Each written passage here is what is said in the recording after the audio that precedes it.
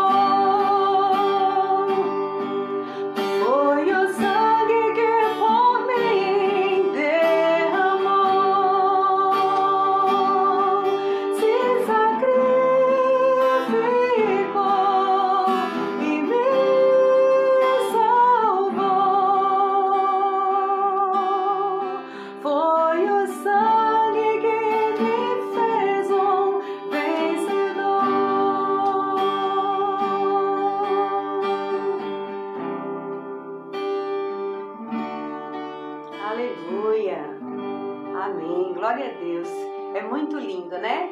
A letra desse louvor, né? Jesus se sacrificou e nos salvou através desse sangue remidor, deste sangue maravilhoso que foi derramado na cruz do Calvário, para nos salvar e para nos dar essa vida abundante em Cristo. Amém? Mais um louvor, pastor? Mais um. Amém. Glória a Deus.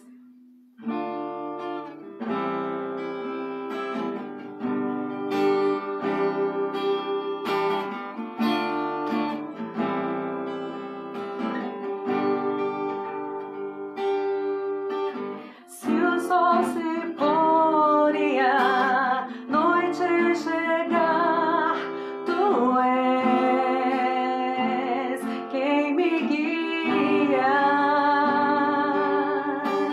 Se a tempestade me alcançar, tu és meu abrigo.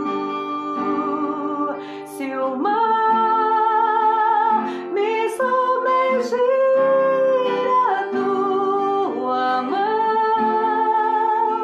me traz à tona pra respirar e me faz andar sobre as águas.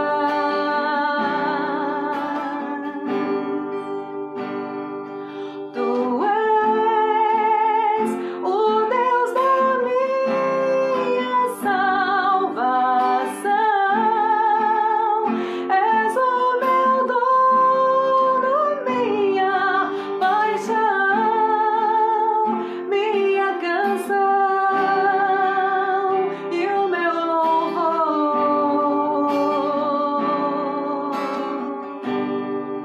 Aleluia. Se o sol se pôr e a noite chegar, tu és quem me guia. Se a tempestade me alcançar, tu és meu abrigo.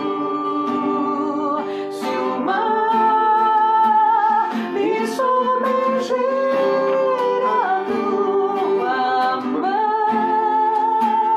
me traz à tona pra respirar e me faz andar sobre as águas. Ele é. Tu és o Deus da minha salvação, és o meu dono, minha paixão, minha canção e o meu louvor.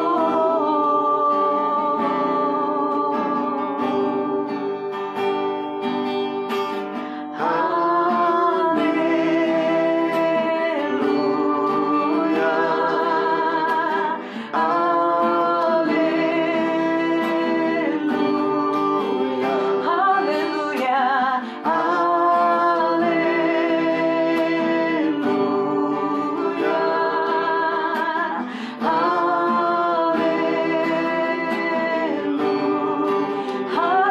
aleluia, aleluia,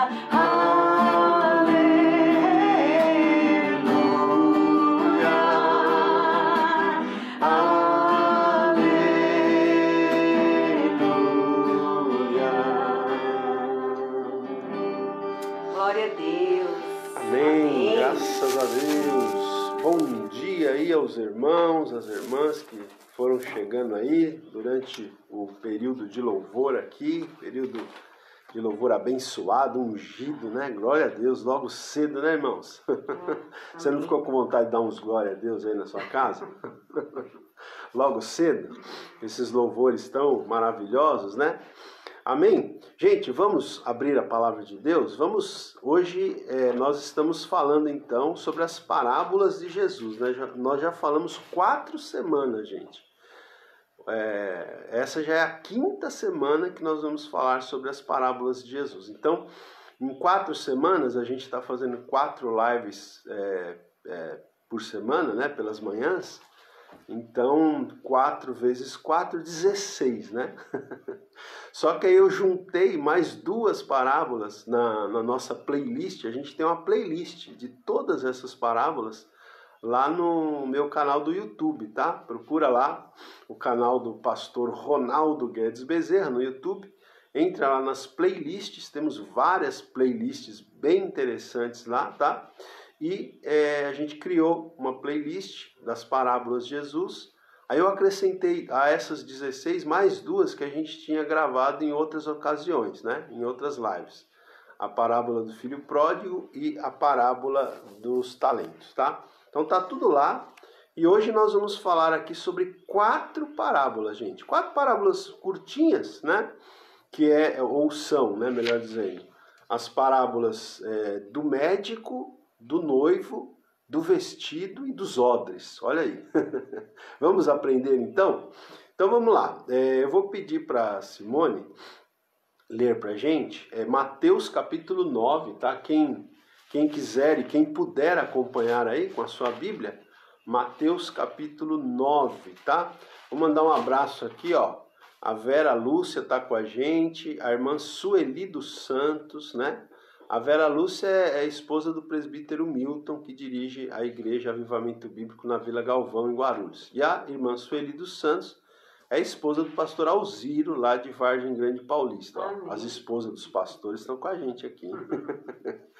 A Rivânia Santos, também a Iraci Martins, está dando a paz. O Marcos Amaral, pensou que ia ter live ontem, né, Marcos? Mas é só a partir de terça, viu? Eu sei que você ama, gente, mas ontem não teve.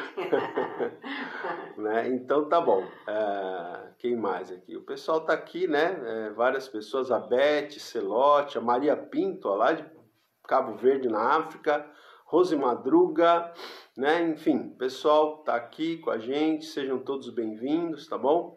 Muito bom ter vocês conosco nesta manhã. Bom, vamos lá então, ó. A Clarence Floriente acabou de mandar um bom dia pra gente, direto da França, né? Clarence Floriente. Tá lá em Paris, aí que benção.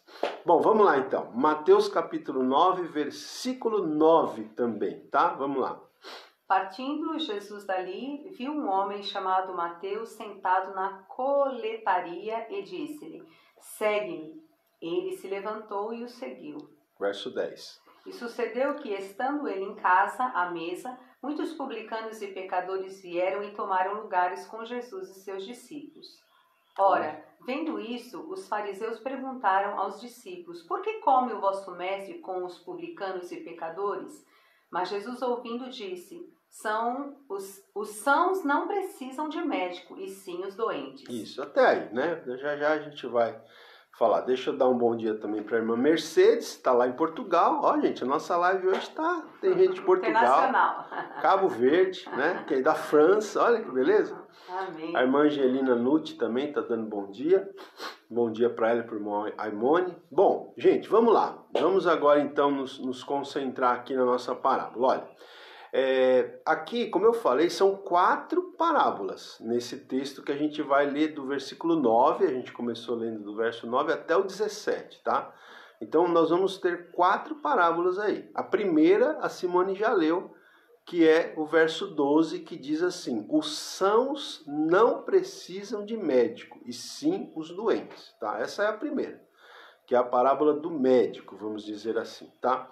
Depois a gente vai ter a parábola do noivo, do vestido e dos odres na sequência. Mas vamos por partes, né? Vamos começar do início. Veja, eu pedi para Simone ler o versículo 9, porque no versículo 9 nós temos o quê? O chamado de Mateus para ser um discípulo de Jesus, tá? Por quê? Quem era Mateus? Mateus era inclusive o autor desse livro que a gente está lendo, do Evangelho de Mateus, né? O Evangelho de Mateus foi escrito por esse Mateus aqui, que foi chamado por Jesus para ser um dos discípulos, né? Mas tem alguns detalhes interessantes que a gente precisa observar aqui.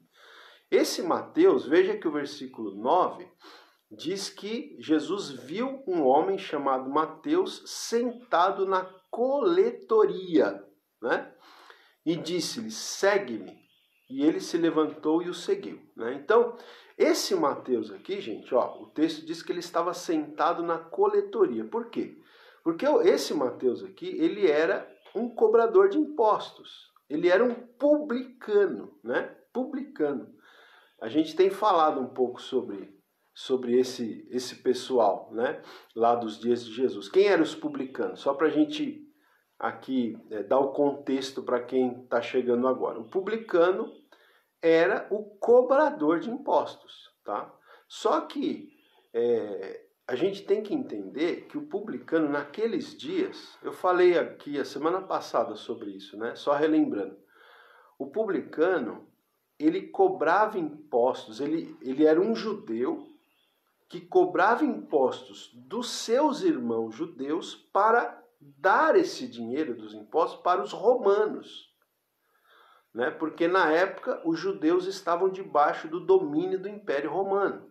Então, o coletor de impostos, ele cobrava o imposto do seu próprio irmão ali, judeu, né? Ele como judeu cobrava o imposto dos judeus para dar para os inimigos, vamos dizer assim, para os romanos, que estavam dominando eles ali. Então, os cobradores de impostos, por causa disso, eles eram vistos como pessoas tipo traidores, né? Então eles não eram bem vistos, eles eram desprezados, tá? Os cobradores de impostos eram desprezados pela maioria das pessoas, tá? E olha que interessante, Jesus chama para ser discípulo dele um cobrador de impostos. É interessante isso, né, gente? Uma pessoa que era desprezada, né, pelas outras pessoas, pelos outros judeus, principalmente desprezado pelos religiosos, né, pelos fariseus, pelos escribas, pelos saduceus, uma pessoa que era desprezada pelos outros, uma pessoa que esses cobradores de impostos, eles geralmente tinham uma conduta duvidosa, tá? Porque muitas vezes eles enriqueciam às custas dessa cobrança de impostos, né? Porque eles terminavam cobrando a mais, né?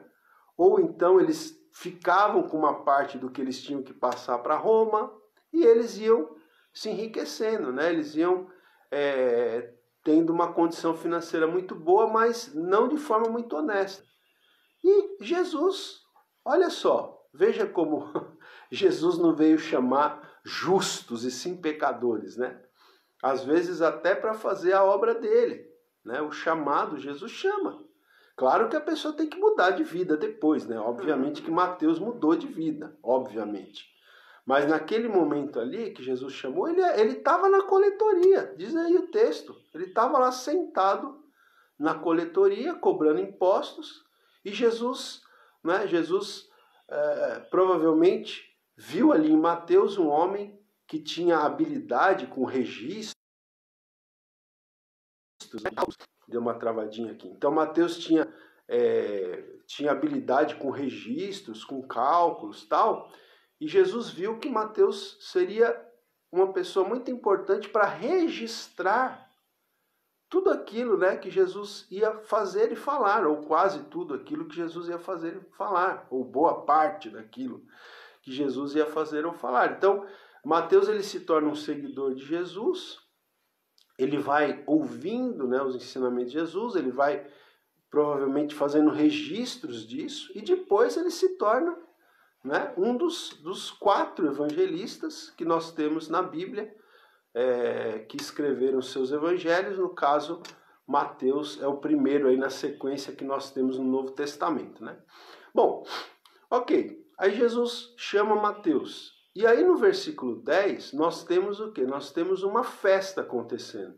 Veja que no versículo 10 diz: e sucedeu que, estando ele em casa, e aqui alguns comentaristas acreditam que essa casa aqui era a casa do Mateus, que Jesus tinha acabado de chamar, né? E estava, provavelmente, Mateus estava dando, né? Eu lendo aqui o Herbert Locker, ele fala aqui, esse autor fala que provavelmente Mateus estava dando uma festa de despedida, vamos dizer assim, porque ele tinha sido chamado por Jesus e a partir de agora ele iria caminhar com Jesus, né? Ele ia ser um discípulo, ele ia seguir Jesus, os passos de Jesus ali 24 horas por dia. Então, ele talvez tenha dado uma festa assim, de despedida. E nessa festa, quem que estava nessa festa? Os amigos de Mateus, que eram o quê? Quem eram os amigos de Mateus? Os publicanos e os pecadores, porque eles eram desprezados pelas outras pessoas, pelos religiosos da época, eles eram desprezados, então eles fizeram o grupo deles, à parte, né? Então quem que estava nessa festa? Estavam outros publicanos, outros cobradores de impostos e pecadores. As pessoas que eram marginalizadas pelos religiosos, eles terminavam se unindo em grupo, né? Eles faziam o próprio grupo deles, tá? Então, o verso 10 diz, e sucedeu que estando ele em casa, né?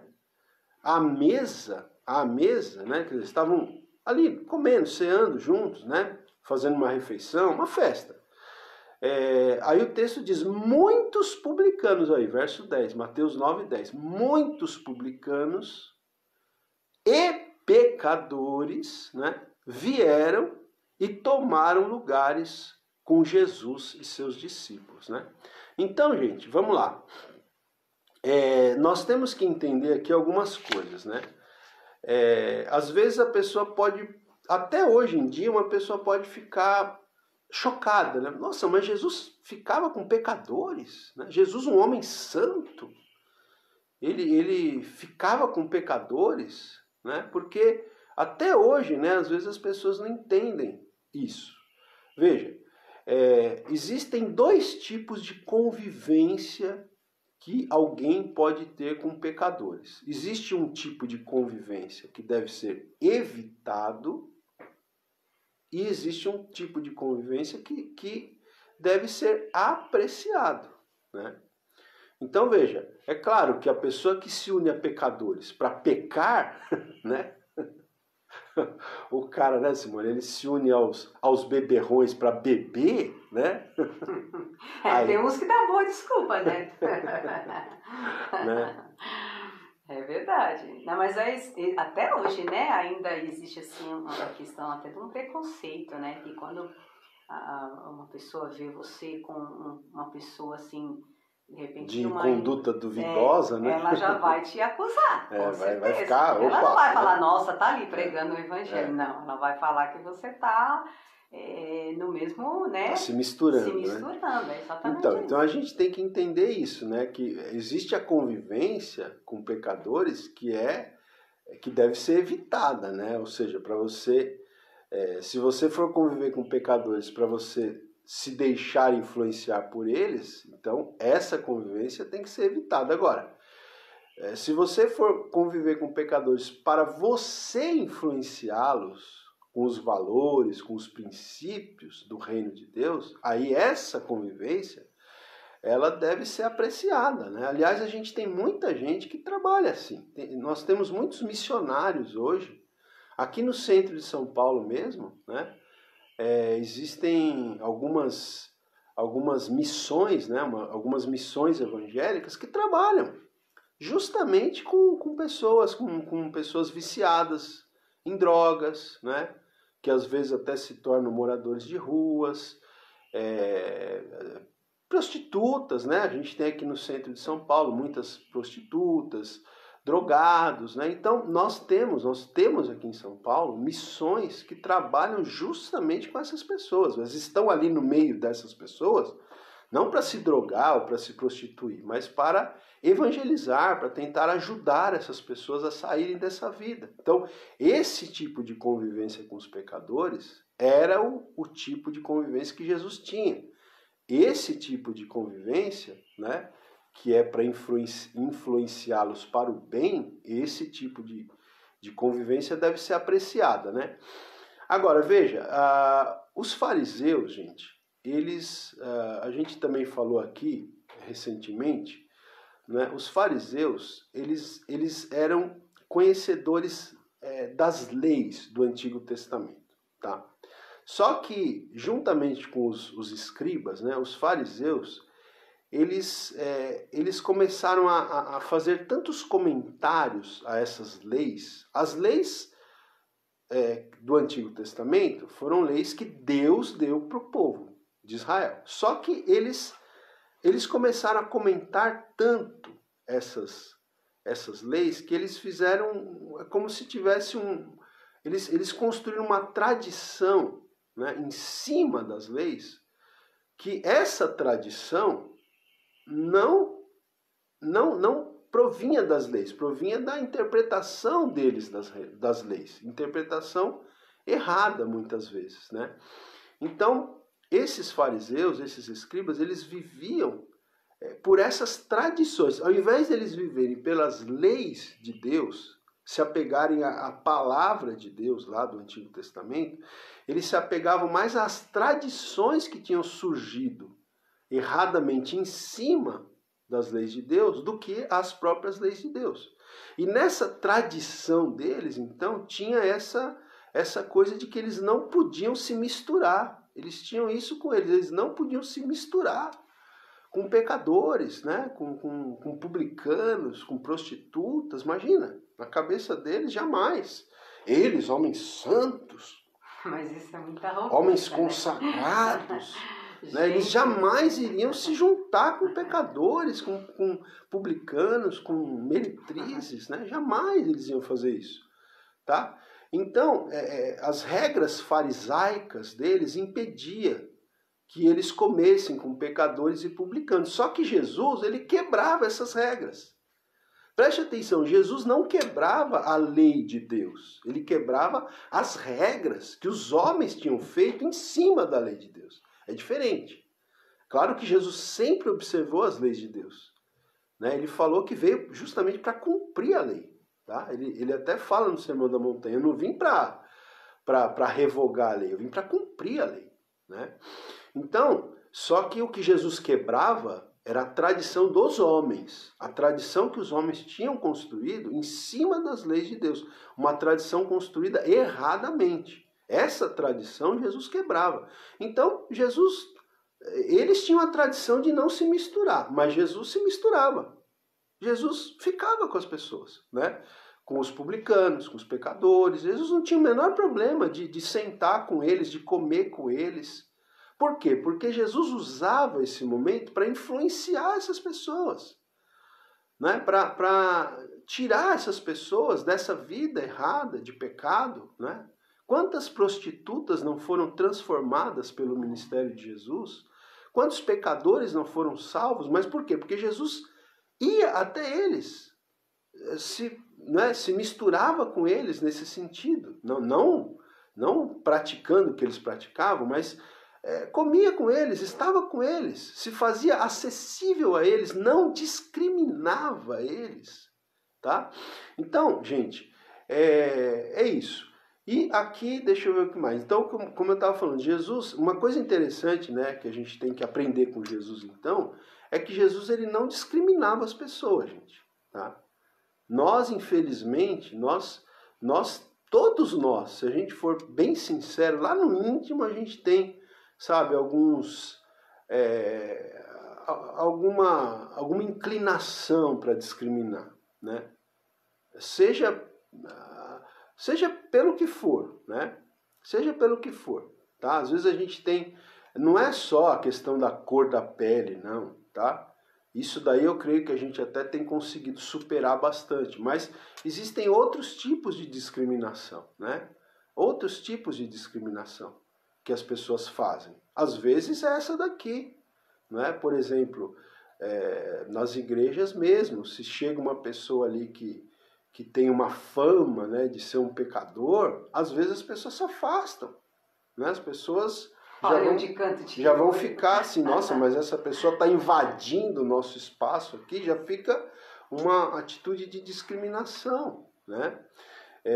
Ou não sei, às vezes você discrimina a pessoa porque às vezes alguém teve a oportunidade de estudar, por exemplo, e o outro é um analfabeto, discrimina porque é analfabeto. né, discrimina porque Tem vários tipos de porque preconceito, é um imigrante, porque é um nordestino. Infelizmente, né, esse potencial discriminatório está dentro de cada um de nós. A gente tem que vigiar muito. Mas a gente tem que aprender com Jesus que Jesus ele não discriminava as pessoas. Não discriminava nem por raça, nem por condição social, nem por serem pecadores. Né? Jesus ele via em cada pessoa um ser humano, feito à imagem e semelhança de Deus. Jesus via naquelas prostitutas mulheres que tinham uma história de vida, muitas vezes sofrida. Mulheres que tinham emoções, que não eram apenas objetos de prazer, mas que tinham emoções, que tinham sonhos. Jesus conseguia ver isso nas pessoas, nos pecadores, naquelas pessoas discriminadas, ele conseguia ver seres humanos, né? Então é muito bonito isso, né, gente? É uma coisa que nós temos que aprender, não é verdade? Amém. Porque às vezes a gente vai vivendo, né? A gente vai vivendo o dia a dia, a gente esquece essas coisas, né?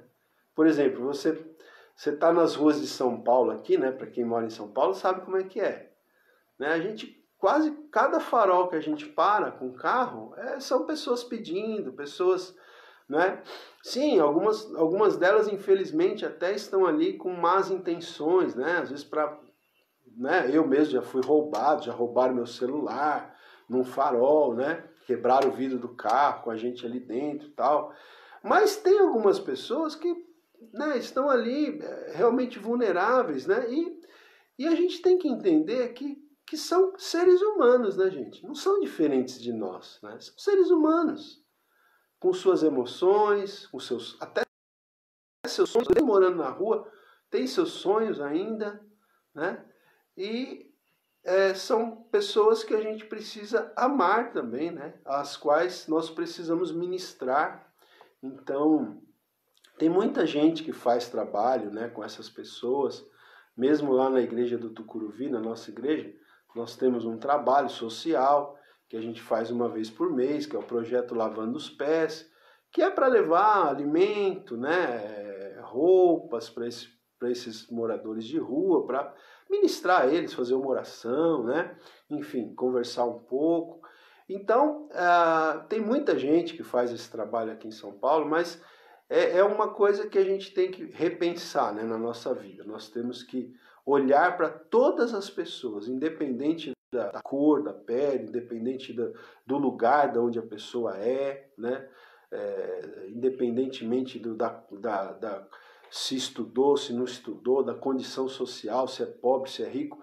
A gente não deve e não pode discriminar absolutamente ninguém, né? A gente precisa aprender isso com o Senhor Jesus, porque ele não discriminava ninguém, né?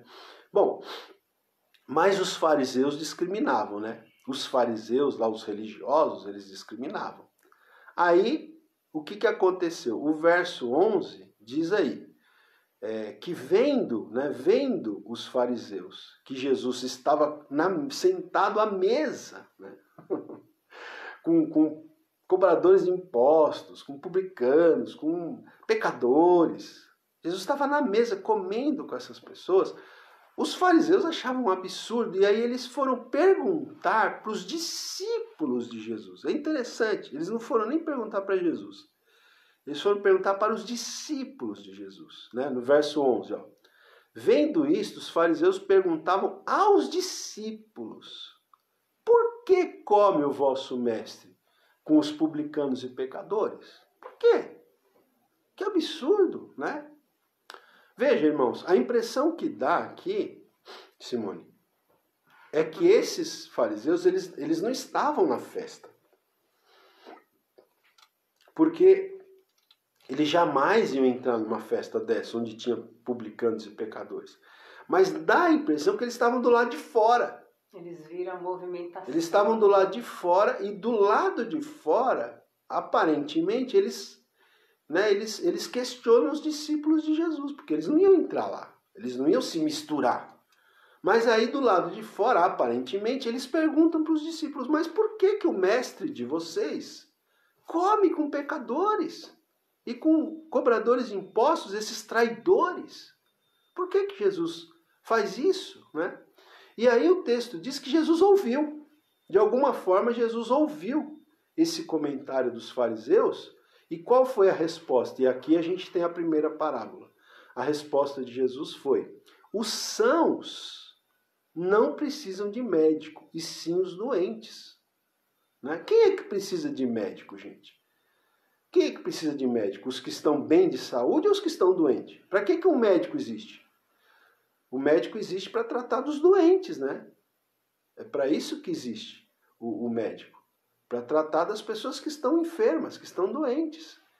Então a resposta de Jesus para essa pergunta, por que Jesus se sentava para comer com pecadores? A resposta de Jesus foi muito simples, ué. Porque são os doentes que precisam de médicos, não são os que estão bem de saúde, né? Os sãos, como ele diz aqui. Os que estão bem de saúde não precisam de médico, são os doentes que precisam de médico, né? Agora, uma coisa interessante que a gente percebe é que os fariseus, gente, eles também eram doentes, né, Simone? Era. Só que eles não reconheciam, eles se achavam sãos. Estavam certos. Eles achavam que eles eram a última bolacha do pacote, né, como o pessoal fala. Eles achavam que eles eram justos, que eles eram saudáveis espiritualmente, mas eles eram piores. Porque esses pecadores, eles eram pecadores e admitiam que eram pecadores. Reconheciam que precisavam da graça de Deus. Os fariseus, eles eram pecadores, porque todos somos, mas eles achavam que não eram. Eles não reconheciam que eles precisavam da graça de Deus. Então eles eram piores. Porque pecadores todos eram. Mas pelo menos os publicanos, as prostitutas, né? Não todos, mas muitos, reconheciam que precisavam da graça de Deus. Já os fariseus, também pecadores, achavam que não precisavam, que eram sãos, que eram justos. Então a condição deles, na verdade, era até pior do que a dos pecadores, porque não reconheciam a necessidade de Deus e da graça de Deus, né? Mas, como eles se consideravam sãos, Jesus falou aqui, olha, o médico ele veio para os doentes e não para os que estão bem de saúde. Então, é como se Jesus estivesse falando, eu sou um médico que vim justamente para essas pessoas que vocês estão discriminando. Justamente para essas pessoas que vocês desconsideram, é para esses que eu vim, porque eles estão doentes, eles precisam de médico. E eu sou esse médico, né? Aqui, colocando assim, nas minhas palavras, tá? Parafraseando aqui, né? Deixa eu ver aqui, que mais que a gente... vamos seguir aqui então. Agora vamos para o verso 13. Olha só, Simone. A Simone vai ler para a gente. Olha o que Jesus disse aqui para eles ainda, na sequência. Ide, porém, e aprendei o que significa misericórdia quero e não holocaustos, pois não vim chamar os justos, e sim pecadores ao arrependimento. Isso, então, olha só. Vocês vão e aprendam, vocês não aprenderam nada. Na verdade, Jesus fala, ide e aprendei o que significa misericórdia quero e não holocaustos. Por quê? Aqui Jesus faz uma citação, né? Deixa eu ver aqui. Eu não estou com o texto aqui, mas eu acho que é Oséias, se não me engano, né? Que tem esse texto. Não, peraí. 9:13... Às vezes tem aqui, ó, Oséias 6:6, exatamente. Tá? Não precisa ler. Não. Oséias capítulo 6, versículo 6. Então, Jesus cita o profeta Oséias do Antigo Testamento. É como se ele estivesse falando assim, vão lá no profeta Oséias, né, ide e aprendei o que significa misericórdia quero e não holocaustos. Por quê? Os holocaustos... Gente, embora tinham sido instituídos por Deus, os holocaustos era a forma, né? Era a forma ritual do culto. Era o aspecto formal, ritual do culto no Antigo Testamento. Mas Deus, olha só, lá já no Antigo Testamento, através do profeta Oséias, Deus falou para o povo, eu quero misericórdia e não holocausto. O que adianta vocês ficarem fazendo holocausto se vocês não têm misericórdia no coração de vocês? que adianta vocês ficarem aí fazendo todo esse aspecto formal do culto? Isso se aplica a nós hoje, gente. O que adianta a pessoa estar na igreja?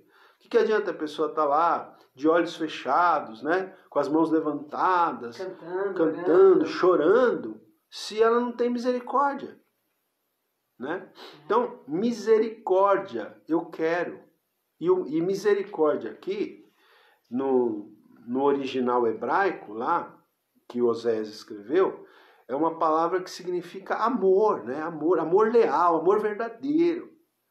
Então é como se Deus falasse, eu quero de vocês, não que Deus desprezasse o holocausto, né? Não que Deus não deseja que você esteja na igreja, levantando suas mãos. Deus quer isso.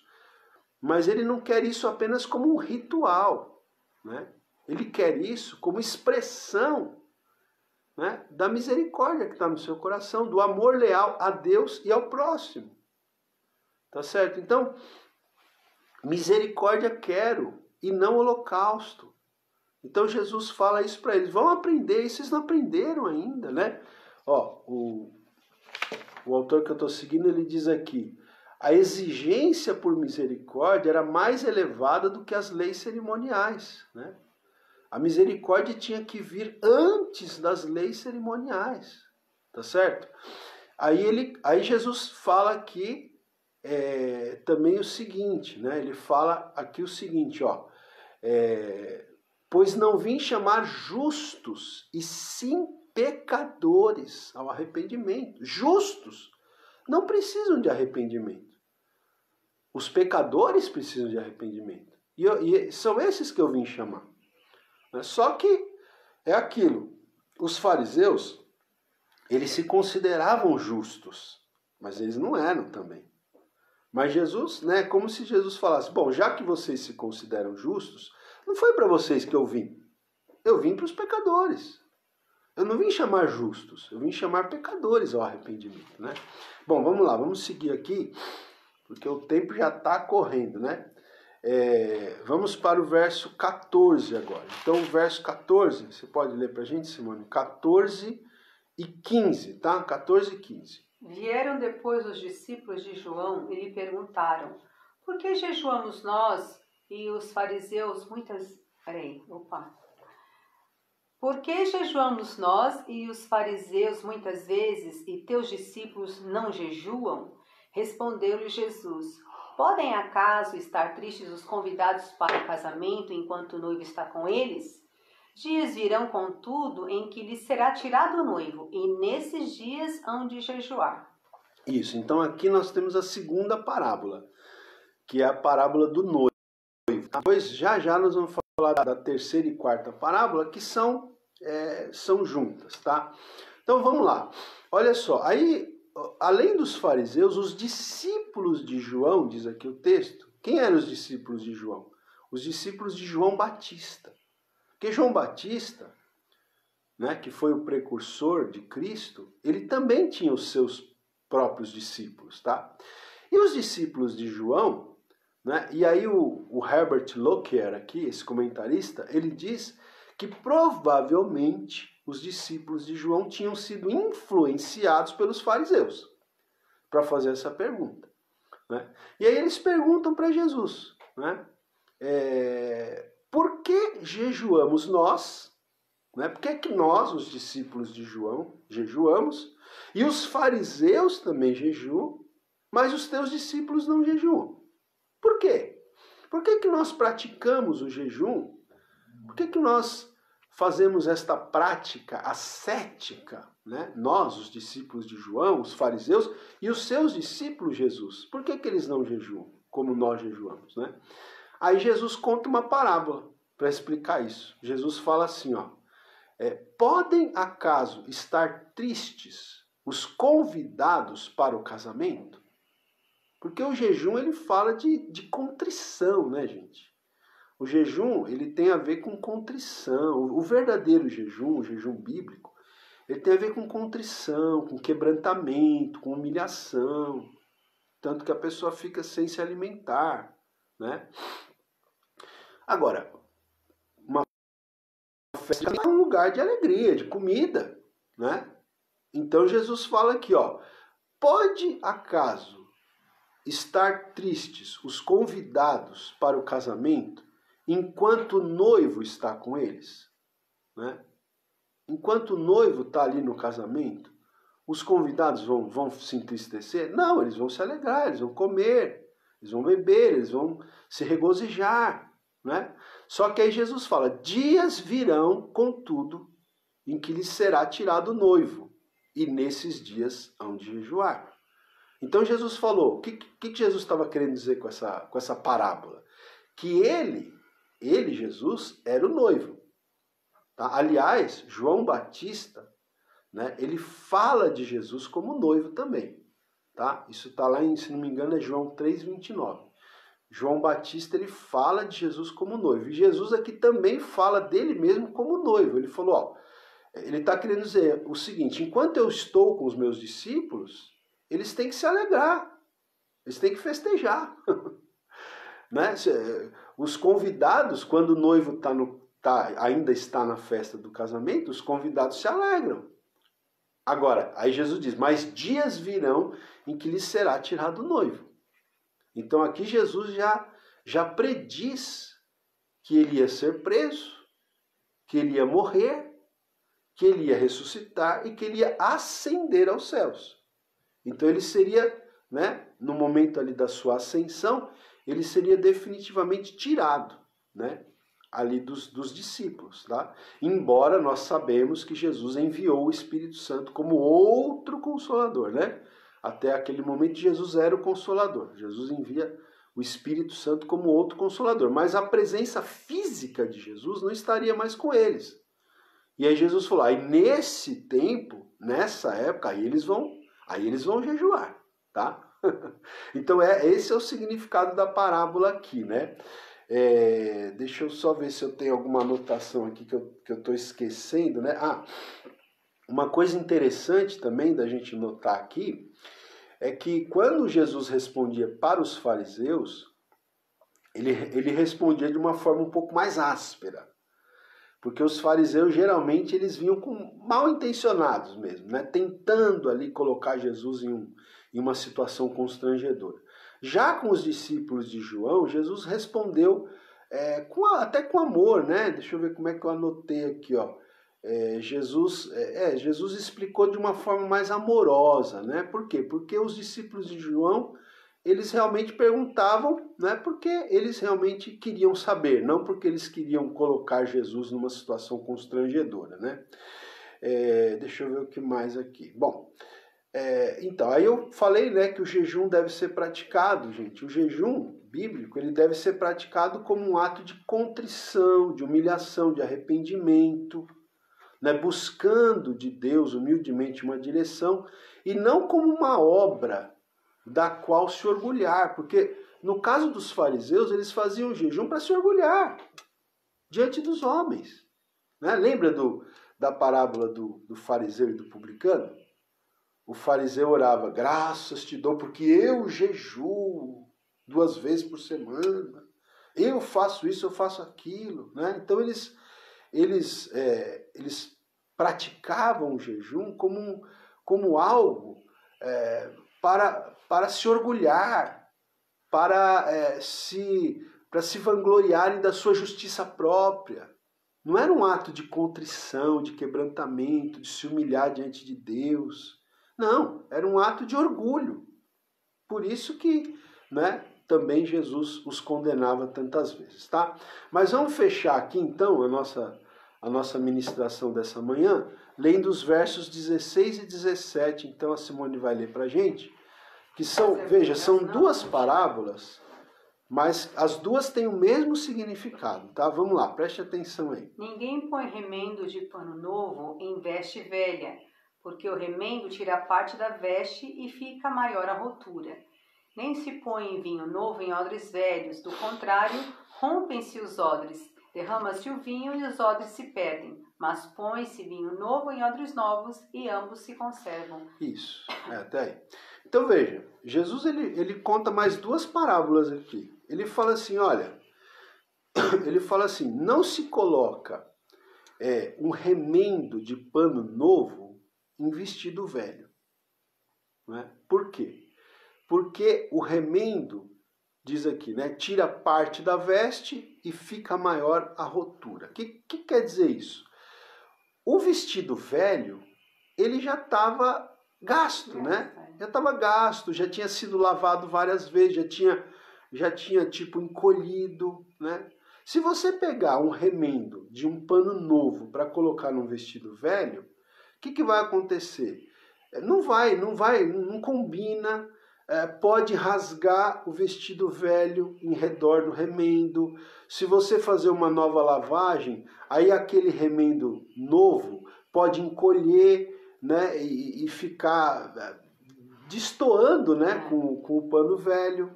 Então, esse é o sentido aqui, tá?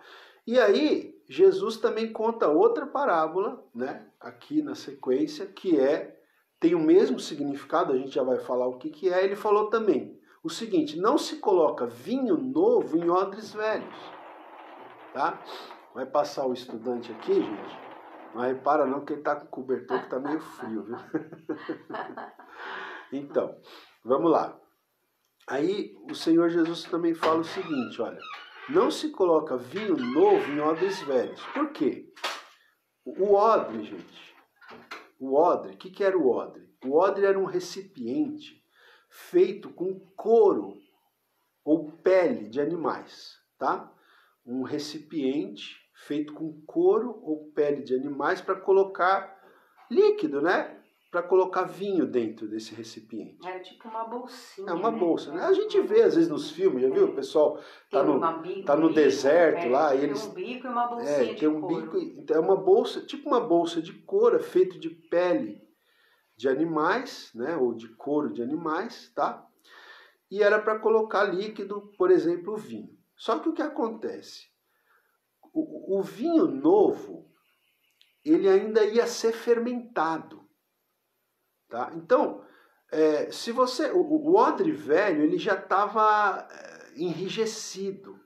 Então, se você colocasse o vinho novo dentro do odre velho, quando o vinho novo começasse a fermentar, ele ia arrebentar o odre e ia se perder tanto o odre como o vinho. Agora, se você colocasse o vinho novo num odre novo, né, que era recém-feito, então, à medida que o vinho fosse fermentando, o odre também ia se flexibilizando, ia se adaptando àquela fermentação. Então, Jesus fala que você não pode pegar vinho novo e colocar num odre velho, porque senão você perde o odre e o vinho. Você tem que pegar o vinho novo e colocar num odre novo. O que Jesus queria dizer com essas duas parábolas aqui, do vestido e do odre, né? Agora eu vou até ler aqui umas partes aqui do Herbert. Hoje não vai dar pra gente cantar um louvor, porque o tempo passou um pouco, mas segura aí, gente, tá? Que a gente já vai terminar. Ó, Jesus estava dizendo o seguinte, que todo o sistema que ele, Jesus, estava criando, não era algo saturado de coisas velhas, mas totalmente novo, né? Os fariseus, muitas vezes, eles queriam talvez pegar esses princípios novos de Jesus e colocar nos odres velhos, mas não cabia. O que Jesus estava trazendo era algo novo, né? Era o Evangelho, eram as boas novas de Cristo Jesus, as boas novas de Deus em Cristo Jesus, e já não se encaixava mais naquele sistema cerimonial, né? Aquele sistema cerimonial, ele teve o seu momento, ele apontou para Cristo, mas agora Cristo, que era a realidade, veio. E o novo de Deus em Cristo não se encaixava mais naquelas leis cerimoniais, né? Tanto que o apóstolo Paulo diz, o fim da lei é Cristo, né? O fim da lei cerimonial, daquele ritual, daquela cerimônia toda, é Cristo. Então, o novo de Deus em Cristo Jesus não se encaixava mais naquele velho cerimonial, tá certo? Não dá para você colocar vinho novo em odres velhos. Não dá para você colocar um remendo de pano novo num vestido velho. É isso que Jesus está falando. Então, ele está dizendo aqui que todo o sistema que ele estava criando não era algo saturado de coisas velhas, mas totalmente novo, né? Deixa eu ler mais um comentário aqui, ó. O Herbert Locker, ele diz aqui: Cristo praticamente anula a antiga lei levítica, né? A lei cerimonial, né? Como a gente fala, Jesus não anulou a lei moral, né? Mas ele anulou a lei cerimonial, né? Aquela lei de sacrificar animais, né? Aquele ritual, né? Que está lá no livro, que está no livro de Levítico, né? Do sacerdócio, de todos aqueles paramentos, tudo aquilo lá, Jesus substituiu aquilo ali, né? Então, como ele diz, esse autor diz aqui, Cristo praticamente anula a antiga lei levítica e oferece o decreto da nova liberdade. Forçar os seus novos ensinos, olha aqui, forçar os novos ensinos de Jesus, né? Sobre fórmulas antigas, traria decomposição e ruína, assim como um odre velho se quebraria com vinho novo, né? Tomar as suas verdades, as verdades de Jesus, e procurar colocá-las em qualquer outro formato diferente dos seus, seria estragá-las. Então era isso que Jesus estava dizendo aqui, tá? E agora eu vou terminar com duas aplicações para nós. Preste atenção. Olha, a velha roupa da nossa vida, a velha roupa da nossa vida, pecadora e egoísta, não pode ser remendada. Gente, quando a gente vem a Cristo, a gente vem com uma roupa velha, né? Quando a gente vem a Cristo, a gente vem com uma roupa toda esfarrapada, suja, rasgada. Não dá para reformar, precisa colocar um vestido novo, uma roupa nova. Entende, gente? Amém. Porque as coisas velhas já passaram, eis que tudo se fez novo, né? Então veja só, a velha roupa da nossa vida velha, né, pecadora e egoísta, não pode ser remendada. Cristo exclui qualquer obra reparadora. Precisa haver regeneração, novo nascimento, né? Precisa haver a produção de uma nova roupa, uma nova criatura. A gente não pode... O versículo é aquele que está em Cristo, nova criatura as coisas velhas se passaram. Isso. E eis que tudo se fez novo. Exatamente, né? Se alguém está em Cristo, nova criatura é. As coisas velhas já passaram. Eis que tudo se fez novo. Então veja, o que precisa haver quando alguém vem a Cristo, não uma reforma, não um remendo, é uma restauração, é uma regeneração, melhor dizendo. O que precisa haver não é uma reforma, uma regeneração, né? Então, como ele diz aqui, precisa haver regeneração, ou seja, produção de uma nova roupa ou de uma nova criatura, tá? Bom, e outra aplicação também interessante, terminando aqui, é a seguinte, olha, o vinho novo representa o aspecto interno da vida cristã. E o pano novo ilustra a sua vida externa, tá? E as suas conversações. Porque o pano, né, ele cobre o corpo, não é isso? É a parte externa. E o vinho, no caso, a pessoa bebe, então vai para dentro, né? Vamos dizer assim. Então, o vinho novo do Evangelho, tá? Representa o aspecto interno da vida cristã, né? E o pano novo ilustra a sua vida externa, as suas conversações, os seus relacionamentos. Porque quando uma pessoa se converte, gente, tem que mudar o interior e o exterior também, né? Muda o interior e muda o exterior, tá? E não é uma mudança só no modo de se vestir, né? É claro que, por exemplo, uma mulher que andava com roupas sensuais, provocantes, quando ela se converte, ela não vai mais andar assim, né? Mas não é só isso, é o seu relacionamento com o mundo externo, né? A sua vida externa, os seus relacionamentos com o mundo externo, as suas conversações, as suas atitudes. Porque as suas conversações, as suas atitudes demonstram o que está dentro de você.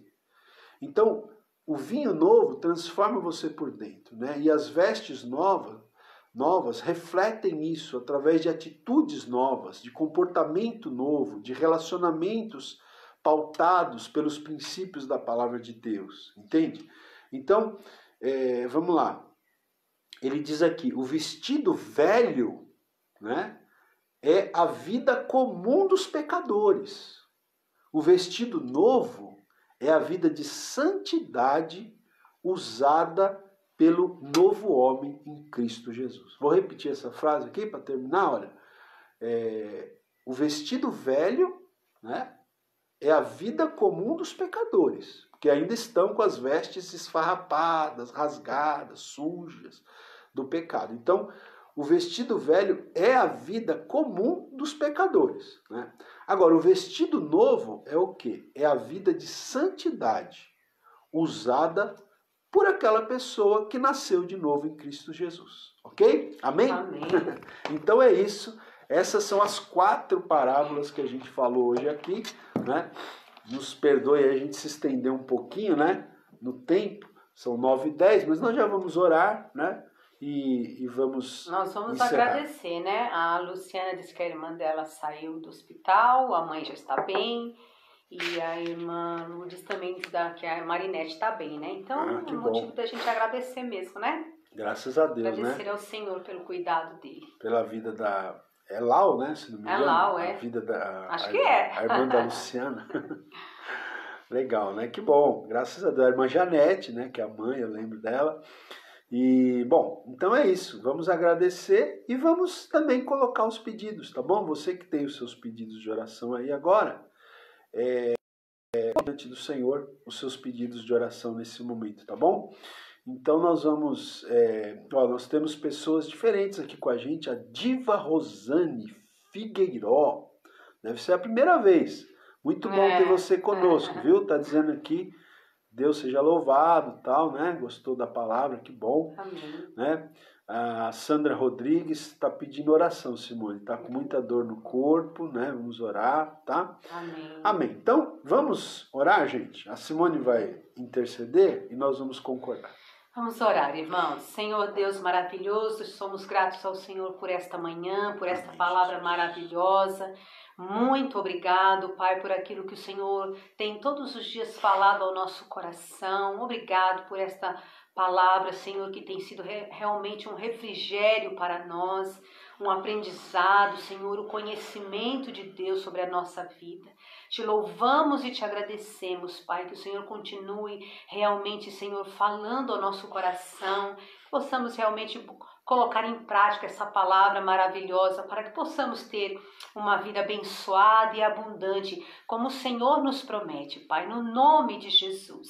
Oramos gratos ao Senhor pela vida, Senhor, da Lau, pela vida da Janete, pela vida da Marinete, Senhor, ó Deus, sobre o teu cuidado sobre elas. Obrigado, meu Senhor, porque o Senhor é aquele que está conosco, o Senhor é aquele que nos ajuda, nos ampara nos momentos de aflição, Senhor. O Senhor nunca nos deixa, está sempre conosco e nos garantindo a vitória. Muito obrigado por essas bênçãos que o Senhor nos concedeu.